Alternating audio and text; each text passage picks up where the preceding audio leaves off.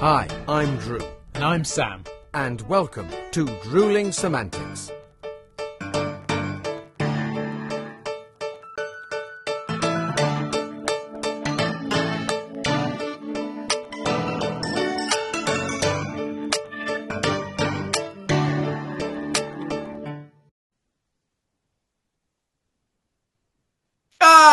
There he is. Hello, mate. Happy March. Oh, we are at that time, aren't we? Where did February go? I mean, I think probably the amount of busyness, is that a word? The amount of busyness? The level of busy that you were made perhaps February go quite quickly. I'm talking like an AI robot. I don't know what. No, in fact, AI probably sounds better than that. You were massively busy in February. I was. Well, you had issues to deal with, shall we say, in February as well, mate. We don't need to go there, but suffice it to say, it wasn't an easy month in the middle, was it? No, February for me was a bit difficult, and nothing. If anyone out there is concerned, probably not. Why would you be? But it was just a car-related. Practical matters. You're probably grateful that you only had 28 days and not 31. I'm pretty, get it out of the way. Glad. Pretty glad. But anyway, cheers, mate. Lovely to see you. Cheers. Jim. How are we doing? So yes, from an insanely busy February for you and a busy and eventful February to me, to March. How's March looking for you? Thankfully quiet. It's not quiet. There are bits and bobs, but no, I just it's one of those after, several shows and I can sit back and plan a little bit. I'm looking towards Easter. Yeah. But it just means I might actually get some time, Verona and I might get some time away and be able to put our feet up somehow, somewhere. Probably won't happen. Something will raise its head, but the plan is to sort of ease back a little bit, plan ahead, and then, hit spring running. About yourself, have you got things planned? Yeah, very similar again. Sporadic stuff, building up to a few bits. Busy enough that I feel like I don't stop, but not so busy that I feel like I don't breathe, if that... You can't stop. It's nice when some occasions you go, do you know what? I'm not going to do that today. I'm just going to do not nothing, but, next to nothing. That's not nothing, but nearly... No, yeah. Something slightly less fast-paced and demanding and overwhelming and whatever, like just break things up a little bit. So but nonetheless, just in case anyone is worrying, including the tax man, we're still both working bloody lots and paying mortgages and God knows what else. But enough of that rubbish and us moaning and deliberating on what we're doing for the next month. I think we should do something far more fun today. How about we have a guest? What do you reckon? Well, I'm glad you said that, because we were talking about sort of making choices there, and we have a guest on today who has made certain choices in their life that I think would be very interesting to chat about. There you go. Do you know what? I'm going to ask you a question, Drew. Yes, and it might not make sense to begin with, but stick with it, because eventually it might just click. And I mean that's for everyone listening and watching as well. Before our guest joins us, and he's here, he's waiting, he'll be with us very shortly, I'm going to ask you a question, and I don't want an answer. I just want you to think about it. Drew, what came first, the actor or the egg? Ladies and gentlemen, meet the wonderful Mr. Dom Thomson. And there he is, brightening our screens, or, of course, your... oral. I was going to say oral cavities. Does that sound right? Like I've got really quite weird early doors. What I was trying to say is people are about to be blessed by your dulcet tones. The lovely Dom Thomson. Hello, mate. How are you? Hello. I'm very good. I'm not going to be brightening anyone's oral cavities. Auditory cavities, perhaps. Auditory. I think we've auditory. Yes. Yeah.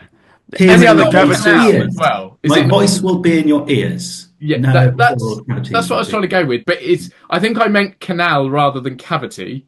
Oral with an AU. Oral with an AU. Exactly. I was being intelligent, which, as you know from working with me, Dom, that is not something I do. So, anyway, I've managed to throw us on a tangent within 30 seconds of you joining us. But anyway, ladies and gentlemen, please welcome the wonderful Mr. Dom Thomson, good friend and colleague of mine. Dom meet Drew, Drew meet Dom. Hi, Dom. Right, Drew. Two of my... You're the guy from the advert, Drew. Oh, for fuck's sake. Yeah. I knew you'd do I that. I saw your advert yesterday. Very good. Thank you, Dom. That's really lovely of you to notice. That's very, very kind. I don't bring it up often. But I mean, Sam, I'm in an advert. How are you? I have no idea, mate. Yeah. Sam, you're also here. Just I'm also here. Privileged to meet you, Drew, the guy from the advert. Mate, thank you so much. I've heard a lot about you, and it's all good. In fact, having said that, and whilst Sam regains a little bit of composure, Dom, tell us a little bit about yourself, who you are, what you do, blah blah, and then we'll break it down and get into the nitty gritty. Love that. Sorry, my WhatsApp's just beeping at me. Right on my big intro, my entrance. Here we go. I'm Dom. Hello, viewers. Hello, listeners. I don't know what medium this goes out in. I'm Dom. I'm an actor, which feels these days sort of varying degrees of weird to say out loud. I'm an actor. It's becoming more and more normal. I wasn't always an actor. I had a whole proper job until I was about 30. Did a proper degree, did a proper job, and then quit that and became an actor. So I spent a long time being like, I'm an actor. Now, most of the time, I just tell people I'm an actor and it's fine. But, like us all, there's varying degrees of doubt depending on who I'm speaking to and what I've had for breakfast. Various degrees of approval, I find. It's when you talk to people and they go, "Oh, so what have I seen you in?" And then you go, "Well, I do." And then they look at you and go, "Oh, so you're not really an actor." Yes, I am. I'm just not hugely well known or whatever. But yes, it's when you stop. I think it's when you stop saying, you go, "I'm an actor," and that stops, and you go, "I'm an actor." But I used to do. It's like. I spent about 6 months saying, I'm trying to be an actor, or I'm starting out to be an actor, and then eventually that you realise everyone's trying to be an actor, and it doesn't add anything to anyone. It doesn't add anything to anyone's lives. Could you not say that for any vocation? Like, I don't know, an electrician is trying to be an electrician. Sometimes even they don't succeed. It's interesting to throw it back. Like I was out for a dog walk with a friend. This was quite recently, and we bumped into one of their friends. They said, this is Dom, who's an actor. And we got chatting a bit, spoke a bit about some of the stuff I'd done. I think he worked in, I don't know, finance or accountancy or something. And he said something like, what was it? One of the things, like, you're a budding actor, are you? Or you're trying to be an actor. It's one of those phrases. Oh, yes. Family Christmas. How's the acting going? I think he said you're a budding actor, are there? And then he immediately realised he slightly put his foot in it. Like, offended or anything, but if I'd said to him, you're a budding accountant, you're a budding finance bro. How's the spreadsheets going? Good luck with that. How long are you going to keep trying to do that before you get a proper job? Yeah, it's about one of the only professions that people say that, isn't it? When you're in the arts, you're always budding. You're a budding artist, sculptor, dancer. I don't know, actor, musician. Everyone else has got a profession, But, if you're an actor, albeit you've trained, you've done whatever, or you've done it for years, but you're still budding. What am I going to grow into eventually? Some kind of, Triffid actor. No, I'm a Triffid actor. Is Judi Dench still budding? Like, in a way, maybe. In a way, maybe, yeah. You think the reason for it is because you don't have amateurs of other professions. So you wouldn't go, I'm an amateur plumber. That sounds dangerous. You know what I mean? Or purely for the love of it. Yeah. Yes. That's very true. Yeah. Yeah. I sometimes find it useful, like, to think about painters. I'm not a painter at all, but I don't draw or anything. But like my idea of a painter, which might be completely wrong, is probably slightly romanticized and unrealistic. That people just paint, express themselves through canvas and whatever, and try to get better at it, and just do that because they love it. And some of those people will end up selling their paintings. Some of them will get rich off their paintings. Some of them will make a living off their paintings. But my image of a painter is you paint what you want to paint, and then maybe you make some money from it. And you don't have this like bar of professionalism which you get in acting. Acting, we definitely separate supposed wannabe professionals from Amdram, and we're very clear about that distinction. But I imagine you wouldn't speak to a painter, and well, I'm trying to be a painter. Are you budding? Yeah. Are you a budding painter? Like you read the painting or you're not. And if a painter was like said that making money off their paintings was the most important thing, the measure of success, paying their rent through paintings. Maybe they do a mural in a supermarket and some watercolors at weddings because it pays the bills. It sort of doesn't quite fit. Well, that's not what a painter. That's not what you want a painter to be. You want a painter to express themselves through a canvas. And yeah, it's important to get better and better at painting, and that's part of it, like with acting. But I remember weird line between. I remember talking to someone and say, "Oh, what do you do?" I'm an actor, and so, and just and they were kind of sort of on it and go, "Well, do you make your living doing that?" Yes, I do. I don't do anything else. Yes, I am a professional, and they went, "Oh, well, we're amateur actors," and they looked down on me. It was wonderful. So, oh yeah, but you do it for money. We do it for love. I do love my job. I just happen to be, trying to make my living at it. And it was so funny. It was, oh yes, well, we do it for love. We've done some wonderful plays for love. And I'm thinking, fine, And I just said, well, what do you do for money? I think one of them was an estate agent or some such, and the other was a teacher. Honourable professions. I'm not knocking it, but it was some really. Of those professions are honourable, yes. It was very odd to be looked down on by an estate agent. I have to tell you, it was very funny. Sam and I, we tour last summer doing this Oscar Wilde piece. I think we were at. Actually, no, I won't say the name of the theatre. We were at a lovely small theatre in Essex. Yeah, it was beautiful. Yeah. And we'd finished a lovely show, and someone knocked on our dressing room, and said, like, someone at the stage door wants to come and speak to you. And I think we might have finished a 2-show day, but we were a bit, all right, well, we'll go and say hi. Never know who it might be. Yeah. Someone from the industry. We thought Spielberg, didn't we? We thought he's come down to Essex. Yeah. We assumed. So he goes to the stage door, sort of, you quickly get dressed, go to the stage door, and there's these two women there, and so they really enjoyed the show. Lovely, great, always really appreciate it. Always nice to meet someone.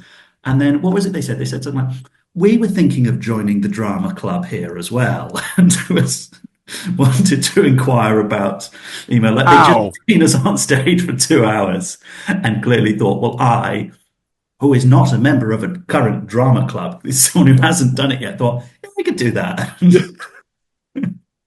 And we tried to. It brings you back down to earth quite quickly, doesn't it? But which sort of leads me nicely on to expanding on you explaining who you are and what you do. Having said all these things about how we can be looked down upon as actors, and how the profession is looked at in sort of a, well, you're enjoying yourself, but maybe you'll get a proper job at some point. What on earth, Dom, made you think, that's what I want to do? I've got this solid job. I've done this training. I'm very intelligent and qualified man. I want to kick all that in for people to look at me and go, you're an actor. Yeah. Why? I probably ego, childhood trauma. I don't know. Like probably what desire to be the centre of attention. Like why do any of us do it? Like that rings true. Yeah. I wasn't a theatre kid. I grew up in Stratford-on-Avon. The school I went to had some sort of theatre. Like there was a theatre at the school. It's just, I think when you're at school in Stratford, people you do a lot of Shakespeare and stuff. It's just part of the background noise. But I wasn't into theatre at all. I was quite shy as a kid. I think I did drama up until I could drop it in year 9. I thought I'll do the lights, just hide away from the stage. Went and did a proper degree, did sort of economics and psychology, got a job, moved to London. And there's something in that, after moving to London, got involved in some stuff and eventually decided, let's do some Amdram. Let's do a play. Out of some sort of adolescence, I just want to try something very different from me. I also took up running at the time and would travel around and just try and push my comfort zone a bit. I think that's why I started doing it. So for like while I was doing this other job, 5 or 6 years, like I'd do a bit of Amdram and enjoyed it. I thought, oh, okay, I've got a bit of a knack for this, and this is great fun performing on a stage and being applauded. But I never seriously considered it as a job because it's a really stupid idea to do it as a job. I think I kind of thought if I ever won the lottery, maybe I'd go to drama school and be an actor. Like that's a lovely dream, but the reality of actually trying to do it would be so miserable. I just hate it. And then when was it? 2022 or something. Still in the old job. Was lucky to have that all during that period where we were all working from home. Nice to have some stable income. Yeah, Came out of that, and I guess you kind of got this like, is this it kind of feeling. Maybe we were all reevaluating our lives a bit then, but just kind of, oh God, this is like, I've got a good job, lovely people, the work's quite nice, the office is air conditioned, the money's all right. I'd moved into a flat on my own, and it's like, okay, like his life is just God, it's just there's this sort of general haze of feeling like feeling I don't know, feeling a bit unfulfilled. And I thought I couldn't put my finger on it at the time. I thought, well, I don't know what I want to do, but it's not this. Like, I don't have kids, I don't have a mortgage. Let's just. In fact, it wasn't even that. I just thought I think I quit that job. I had no idea what I wanted to do. Applied for some other jobs, some other similar things. Maybe I'll work in a bit more in the charity sector, a bit more in the public sector. I'll do something that's just a bit different from what I'm currently doing. Got some jobs through and thought, I don't want to do these jobs either. And then I think it was after that I went traveling for a bit around the Balkans. People say that's what you should do, and you didn't want to do that. You didn't help at all. I was just sat on buses for 2 weeks in Southeastern Europe. Came back to where I started, and I think I probably just sat unemployed for about 3 or 4 weeks and thought, actually, you know what, this acting thing. If not now, when? Let's give it a go. And since then, all went surprisingly well. My first job was Phantom Peak, this like immersive theatre thing in London. Did that for 3 months, which was fantastic because, met some fantastic people doing that. I kind of had this image of being an actor. I thought, when you imagine like aspiring actors in Hollywood movies, they're waiting tables and going to auditions and that sort of life. I imagined, I'll get a job in a bar or something. I don't know. I'd pay my rent and I'll go to auditions and I'll get rejected a lot. And then one day, there'll be some big break.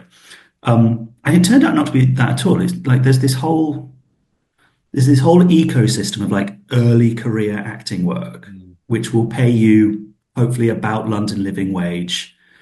You're basically selling your labour as a charismatic chatter. But there's quite a lot of that around. Like, no, it's not easy. But like Phantom Peak was one of those jobs, and it was great. And I met, best thing about these jobs is you meet 50 other early career actors, and you never know who goes where. I did a couple of those, some other immersive theatre. I'm doing Taskmaster at the moment, which is great. Like, there's a cast of like 70 of us have come and gone. You meet some fantastic people doing these jobs, and you're performing for money, and that's the dream, right? And where was I going with this story? Yeah. So being an actor, in the sense of being paid to do acting, turned out to be a bit easier than I thought. In the sense that there is work available if you're available and you're willing to, put up with some stuff. People will pay you money to have a body in the room as an actor at various different things. Being like an actor, the one who actually has a story to tell at the family Christmas party. I'm the guy from that. Yeah. That's always as hard as I ever expected it to be. And that's the current journey, is actually I've landed somewhere quite nice, where there's enough little bits and bobs of work to scratch around. I can still do a little bit of the old work, which takes some of the pressure off. All the while, going with that like big theatre credit, telly job kind of thing. And I can sort of, that might take 20 years, but at least I can sort of see what it is now. I did dialing back. I have to say, excuse me, while all the rest of us were sitting there during the period of the Unwelcome Guest, and all actors were going, go away, go and be something else, go and learn. You're not viable. Go and have another profession. You're sitting there going, I'm going to be an actor. That's flipped it all on its head. Brilliant. I love it. I love the fact that someone was out there going, no, this is a viable profession. I have to say, what were you working as before? In market research, I think my spotlight says I was an economist. It's kind of a bit hard to describe what it is. Right. But basically doing like consumer research. Okay. Companies want to know what potential customers think about products, and you can go out and ask them. You can design research to do that and analyze data and present things to marketing departments. And there is a tenuous link into that now, because, as you say, that the jobs around that keep one going whilst you're waiting for the job that you can, put your name by. Advertising and commercial world is huge. I don't know if you know it, Don, but I'm doing an ad a little while ago. Again, twice. It's this episode is not about us, Drewsif. No, it's not. No, lovely guest. So stop selling your bloody electricity meters, which don't even cost anything. It's a stupid advert because people can have them for free. Yeah, they can. Yeah. Well, that's what I'm saying. But I mean, the link between advertising and acting is it's long been there. So to sort of start there, and I know that didn't lead you directly into the work, but there is a tenuous link, and it's that kind of almost not seeking attention, but seeking kind of what works in front of an audience. So, the research kind of thing, what are people liking at the moment? Is rock music selling cars?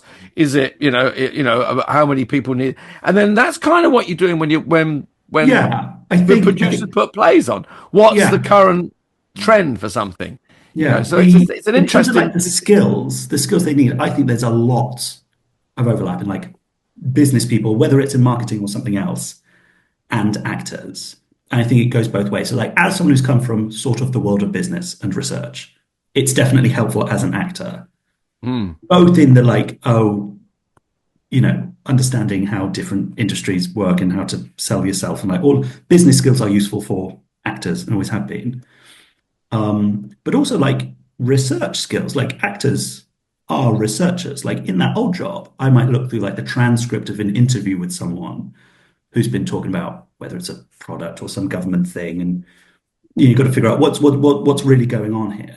This person has said in an interview that they think this is great, but you might mine it and find actually they weren't that keen on that, and which is exactly what we do when we analyze scripts. An actor who can look through a script and figure out what's going on there and find an objective and some subtext and all of that would be really useful in the world of qualitative research, where we literally also call it script analysis. It just happens to be a transcript of an interview about something, but figuring out what's really going on with this person is the skill there that people make a lot of money doing. And also like around the world of business, like being able to talk in front of a room full of people, whether it's 500 people or 5 people, and tell a story and be a little bit charismatic is kind of the main skill, I think, in most businesses. The actual what you're doing, in most cases, you can sort of teach anyone to do it, anyone that's with a bit of common sense.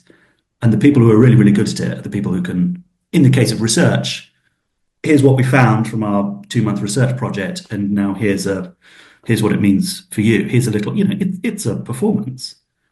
And sometimes you go back into those rooms, or you meet non-actors in the arts somewhere, and you hear people give speeches, and it's really not easy. I think we take it for granted because everyone we meet is an actor, a writer, or a director. Generally, most of the people we meet are uncommonly charismatic, and we just think that's what normal people are. But you go into business and you watch someone stand and you think, oh God, breathe, and what are you doing with your hands? And people go and do these like public speaking talks. You get someone from RADA go and teach business people how to breathe and how to stand. But if you're an actor who can, improv a bit, or just, feel comfortable in front of an audience, you'd do brilliant in the world of business. Like, go into, I don't know, HR or PR, like, figure something out, read a couple of books. Can't be that hard. If you can stand up in front of a room full of people, you probably It's do. interesting. I've done corporate events where you meet someone and they're great. And they say, oh, they're your contact and you're doing blah. And, so, and then there'll be some speeches. And then, so you guys can wrap up. So you do what, you do what you do.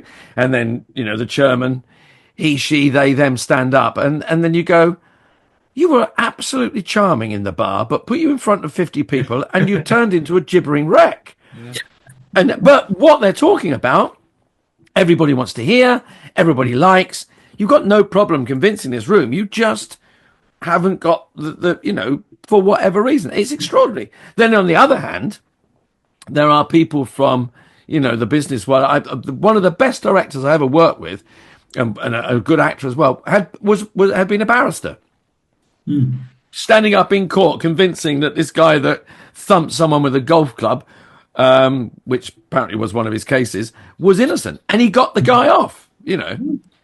So he got him banned from the golf club, but the guy didn't get 3 years for GBH. But extraordinary, but how those skills transfer. There is a big crossover, isn't there? I think it opens the eyes a little bit and kind of goes, this job that we do that you said wasn't viable.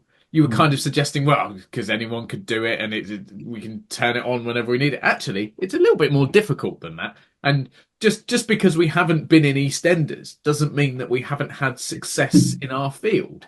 But anyway, on to slightly different things. So you started fairly recently as what we would potentially consider a professional actor. But in the short space of time, you've done the most fascinating variety of jobs. Because, as you mentioned, we worked together doing 2 plays in Rep, which we talked about a lot. And actually, we had the brilliant Andy Linfield on the show last season, I think, who was our wonderful director and producer. And you've worked for him a couple of times. So doing straight theatre and comedic theatre.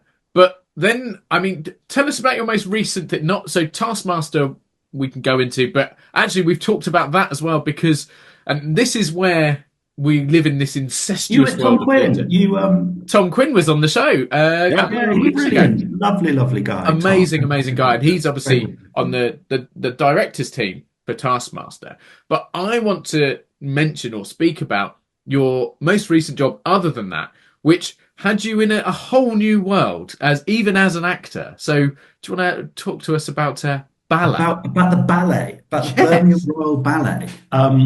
So over Christmas, I had the absolute privilege to work with the Birmingham Royal Ballet at the Royal Albert Hall in their production of The Nutcracker.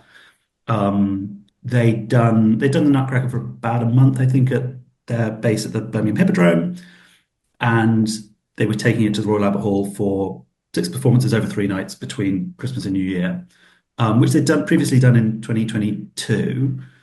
And I don't profess to fully understand it, but part of this moving it to a different stage, they needed 4 actors to join the 50-odd dancers. So it's the smallest possible part in the ballet. There were 4 of us there, and we're sort of, butlers, peasants, manservants, coming on and off, just being in the background of this thing. And broadly, our job, the reason we were there was carry boxes and things on and off without having a stagehand come on to do it. You could have had some guy in black come on and move this thing around, but it's okay. Let's be a bit more fun with it. We'll put some actors. So the very first sort of pre-show scene of it, we go on as like peasants in, I guess it's set in Germany in the 18th, 19th century or something. So we're there in our beards and hats and big fur coats, rustling around the stage, being cold, doing our best, like drama school exercise of like, right, be cold in front of 5,000 people. Oh yeah, bit of that. And we got more and more confident with it over the course of these 6 performances. So like by the last one, because we were peasants, we were like warming our hands on this like chestnut cellar. Friend Chris, who did it, he was warming his ass on it. And then we'd be like begging for coins from these people in the front row. Book front row for the Nutcracker at the Royal Albert Hall. We'd go and beg for money. It's like, to buy some chestnuts. This would have been like, I don't know, 20, maybe about a minute long, this scene. And then, Drosselmeyer comes out and starts this thing and we wheel something off, which was the real reason we were on stage in the first place. But just through complete luck, got this, got to perform at the Royal Albert Hall and got to come on and do the bows at the end. And it's like these was so much harder than look, because like the bows, which were they just told us about it like basically before we went up for the first time. Oh yeah, we need to rehearse the bows. It's always the least rehearsed bit. So we go on first, but not like on our own. So there's these 10 dancers dressed as flowers. They've just done the waltz of the flowers, this famous dance. So these 10 brilliant young ballet dancers, they go on, 5 from each side, and we follow them on and form a little line behind them and do a bow. So we thought, okay, we'll do our butler walk, follow them on. And the speed at which these ballet dancers literally glide across the stage. So we'd walk on, and then Patricia, the repetiteur, who was brilliant to work with, she would say, "Oh, no, butlers, we need you to come along a bit quicker because there's 40 other dancers behind us going on to do these bows. There's a lot of bowing in ballet." So I was like, okay, we'll do it again. And these very patient ballet dancers went, all right, we'll do our entrance again, and they'd glide on. So we'd do our little brisk walk a bit quicker. And we're still so far behind them. And in the end, I think someone got a video of it on the night. The ballet dancers glide on at the speed they'd been moving around the stage all night. And it's just literally running very ungracefully in our suits and just doing this like dad jog behind them, do a bow, and then watch everyone else bow. It's fantastic. And brilliant. Thank you to Birmingham Royal Ballet for being a lovely company to work with. Yeah. But what an incredible job to have in, as I said, in a relatively short career as a performer, to say, oh yeah, well, I've performed at the Royal Albert Hall. It was so good just over Christmas especially to have a job that sounds more impressive than it is. Because I'd also done a job that sounds less impressive than it is. So Lapland UK, which I've now done for 2 years, it's kids theatre, sort of immersive. It's out in Ascot. It's a weird, wild, fun job. My small bit of it is we do this half-hour stage show. There's 3 of us. It's kids theatre. We'll do 10 shows a day, and these audiences, having come from this magical world or whatever, will come into the toy factory, see our bit. Something's gone wrong. I'm Whittle. I'm in charge of the toy factory. Here's Conker. He's a bit silly. He's my assistant. There's Wish. She's a sort of princessy character. And we do this half-hour scene and send them on their way. And we'll do that 10 times a day. So it's like, it's proper, it's proper theatre. You've got an audience of, 200 here. We'll do it 10 times a day, long days, that, wigs, beards, costumes, it's all very impressive. This thing sells like, there's something like 500,000 people coming. It sells. You're preaching to the converted, because my wife and I produce a Winter Wonderland and Grotto. Yes. As well, so it is a license to print money. But the producers, when you tell people about this job, which is like it's a 2-month contract, you've got rehearsals, you're doing theatre, you've got your mics, your audience, everything. To people who aren't actors, anything vaguely Christmas related that's not a panto is like, oh, you're an elf. Oh, you're an elf. Okay, I get it. And you just see the image in their head. I'm imagining me to this audience of 210 times a day. But there's like, all right, you're in a shopping centre and there's some alcoholic in a cheap costume is there. No disrespect at all to people who do shopping centre Christmas work. But you see it in, it's a trope of Christmas films. The misery of the grotto. A friend of mine, Lou Waller, wrote, so we'd worked together on Lapland, and she wrote a brilliant little piece of new writing about 2 actors backstage at a crappy immersive Christmas experience, dealing with snotty kids and, not having enough money for anything. We did a little scratch night of that in January. We went, well, we're going to do it again. I think at some point in April, we're doing that again. But yeah, that job, where you meet some wonderful people, learn a lot doing it. I really like it. I'd love to work with them again. When you say it at family Christmas, just sounds like, oh, you're an elf. Yeah. And when you say, oh, I'm at the Royal Albert Hall, They're like, oh wow, your career. They don't need to know that we were basically carrying boxes on and off and doing a little bit of being cold for 20 seconds. But Yeah, it is that, isn't it? It's that on face value never really reflects what is involved in the job in the world of acting. Like you could be in a massive movie for 10 seconds and appear on screen and people will go, "Oh my God, you were in blah blah blah." But you actually it was a one day thing. You turned up in the morning, you've driven to set, you had some nice food, you did a couple of takes and off you went and it was done. yeah, And it was the best part of 10 hours of your time. And then you're like, oh, okay. Whereas, as you say, working at Lapland UK or doing the Grosso as Drew did, or me at Blenheim Palace, Blenheim Palace last Christmas, long days, really, really like demanding work. But it can be looked at slightly differently just because that's the public vision. It's the perception, isn't it? It's amazing what actually some people legitimizes what we do. It's a bizarre thing, you know. But I always think it's like, well, it's what I enjoy. I don't really care. I don't have to, you know. I don't have to justify what I do to anyone. I don't care. But it does make me smile sometimes. Oh, you're still that phrase. Oh, you're still a budding actor. It's like, what? So, Mr. Budding Actor, Dom Thomson, it has been an absolute pleasure chatting to you, as it always is. I adore working with you, and it's equally fun to chat to you. We know how mega busy you are because you're a budding actor, so you have lots of training to go and do and preparation and stuff. But you know, Drewling Samantics, we like to end our guest episodes with a funny story or an anecdote. But I'm going to switch things up slightly, because I'd love you to tell us a funny story or something from your short but busy career. But before we do that, I'm going to ask you to tell another story, because this is one of my favourite stories from anyone I've ever met. And you're grinning because you know what I'm going to ask you to tell. And to you, it was a thing that happened. yeah. But to me, it was so mind-blowing. And I'm going to ask you to talk about, and how do I put this? A way that you perhaps helped fund yourself when you first started being a budding actor that weirdly almost linked into something you said that your younger self or your previous self was talking about. Oh, maybe if I won the lottery one day, I'll then become an actor. Go from there and just shock the world. Like it's sorry, it's easy to, you can make it sound easy, the story of quitting a stable job to become, you know, an actor in an insecure profession. A lot of the people who do this have some degree of financial privilege that they don't talk about. And for me, it was in January of 2023, so just shortly after I'd left the job.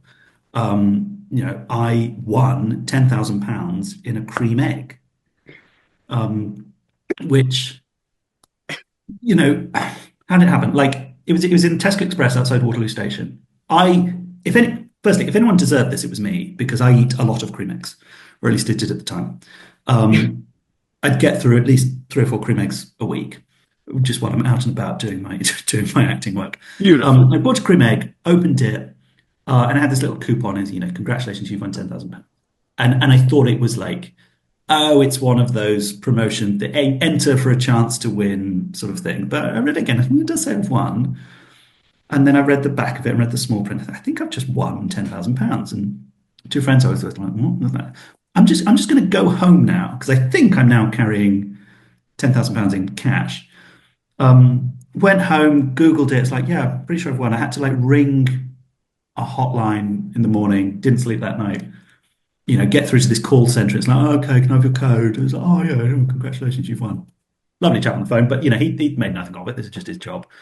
They did a whole background check on me, like presumably to make sure I don't work for the company that decides where the winning egg goes or something.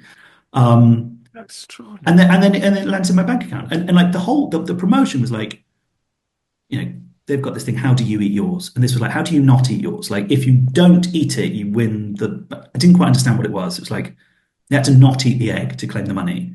Wasn't it like half white chocolate or something? There was something different about half milk. You can tell, if you look at a box of cream eggs, this is the most valuable thing I can tell your listeners. They're still doing the promotion. You can tell without opening them what they look like, because they've got this paper coupon inside.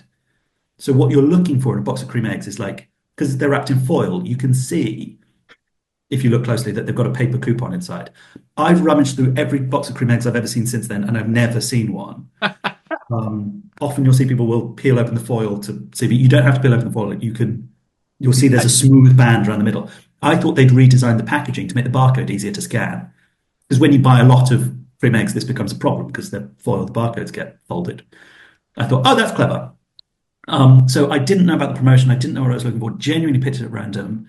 There were 6 of these in the country, and it's only 20% less impressive than the Willy Wonka golden ticket thing. And like that money, like it allowed me to spend a year doing classes, doing workshops, not worrying too much about the rent. Keeping that feeling of like, oh God, one day there's a mortgage and pension and all of that. Just takes some of the pressure off. Really big help because it's really hard to survive and pay rent. Yeah.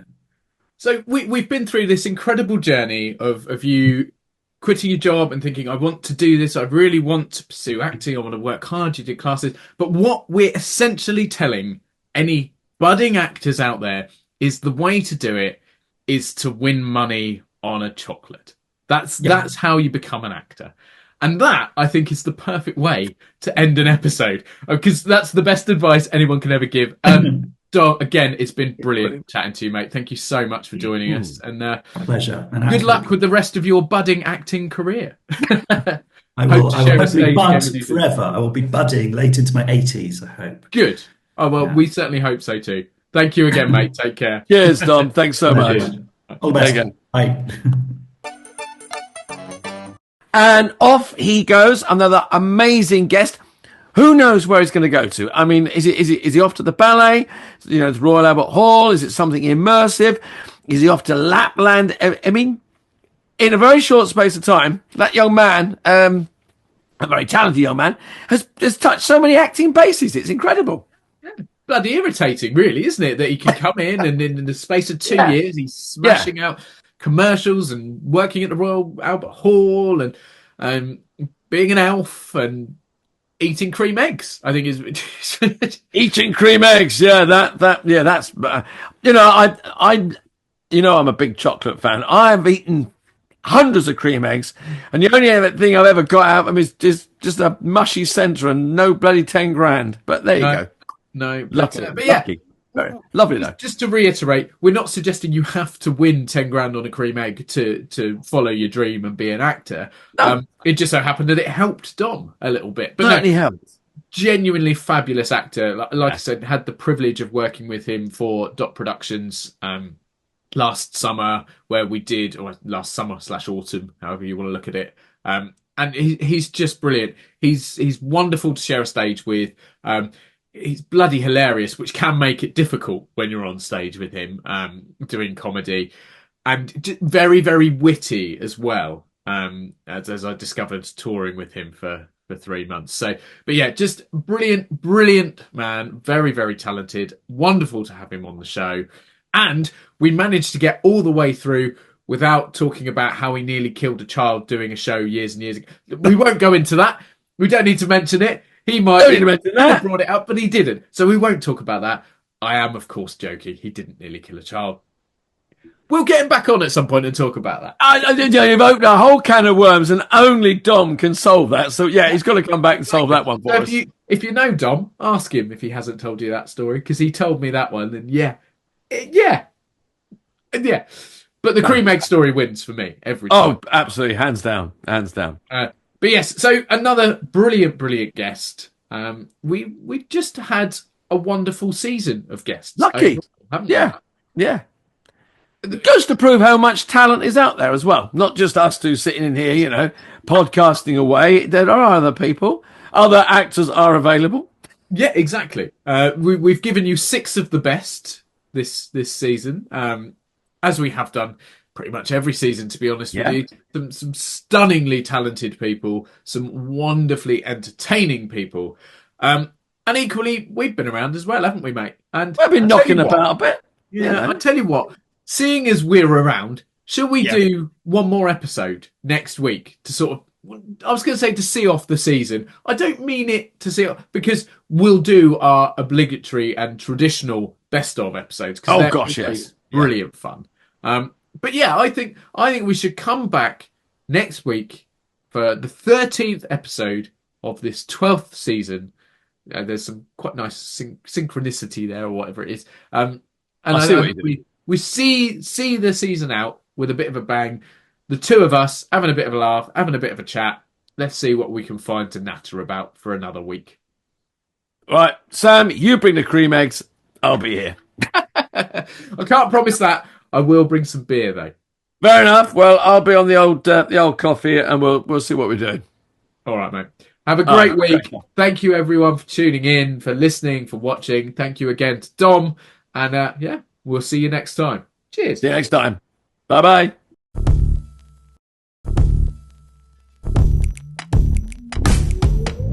Thanks again for watching this episode of Drewling Samantics. Please make sure you subscribe to our channel and turn on notifications so you never miss a new video. Don't forget, we're also available as audio only. Just search Drewling Samantics in any good podcast app. And please support us on social media. All our links and handles are on screen now. We love welcoming new followers and subscribers, so why not share with your family and friends so they can join in too? Thanks very much. See you next time.